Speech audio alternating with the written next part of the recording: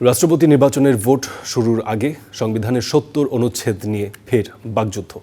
সেটি সংশোধন না করে ভোট হওয়ায় সংস্কারের আকাঙ্ক্ষা হোঁচট খেয়েছে বলে দাবি বিরোধী দলীয় চিফ হুইপের।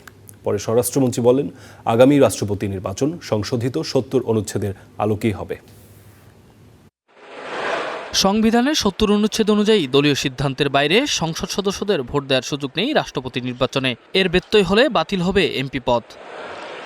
এ অবস্থায় ভোট শুরুর আগেই সেই কথা আবারও স্মরণ করিয়ে দেন চিফ হুইপ। আর্টিকেল ৭০ এখানে সবসময় প্রযোজ্য এই নির্বাচনের জন্য। তবে এই নির্বাচনে বিরোধী দল সামিল হওয়ায় তাদের ধন্যবাদ জানান সরকার দলীয় এমপিরা। বলেন, এতে গণতান্ত্রিক আবহ তৈরি হয়েছে, জনগণের মধ্যে আগ্রহ বেড়েছে। গণতান্ত্রিক ধারা যার জন্য আমরা লড়েছি, কষ্ট করেছি, জনগণ প্রাণ দিয়েছে, ত্যাগ স্বীকার করেছে, নির্যাতিত হয়েছে, এই ধারাকে আমরা অব্যাহত রাখতে হবে। স্বতন্ত্র প্রার্থীরাও তারা তাদের মতো সিদ্ধান্ত গ্রহণ করবেন। সুতরাং আমরা আমাদের দলের কথা বলছি। দল এটার যেহেতু এখানে স্ট্যান্ডিং কমিটি আছে এবং আমাদের দলীয় সংসদ নেতা মাননীয় প্রধানমন্ত্রী দলীয় চেয়ারম্যান, কাজে এই ব্যাপারে দল সিদ্ধান্ত নেবে।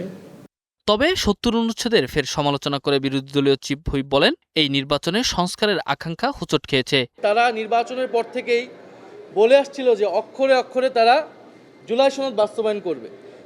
তারা বলতেছে মুখে এই কথা, কিন্তু তারা দেখেন প্রত্যেকটা কাজ করতেছে আগের ধারাবাহিকতায়।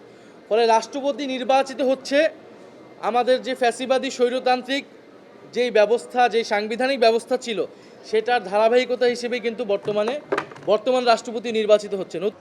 পরে বিরোধী দলের সংবিধান সংশোধন কমিটি না আসার বিষয়টি তুলে ধরে স্বরাষ্ট্রমন্ত্রী বলেন, পরবর্তী রাষ্ট্রপতি নির্বাচন সংশোধিত ৭০ অনুচ্ছেদের আলোকেই হবে। ৭০ অনুচ্ছেদ সংশোধিত হয়ে যায় এবং তার পরবর্তীতে যখন রাষ্ট্রপতি নির্বাচন হবে তখন সেই ৭০ অনুচ্ছেদ অনুসারে হবে।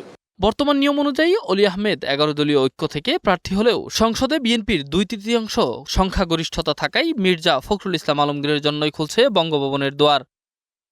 Enamul Haque, star news, Dhaka.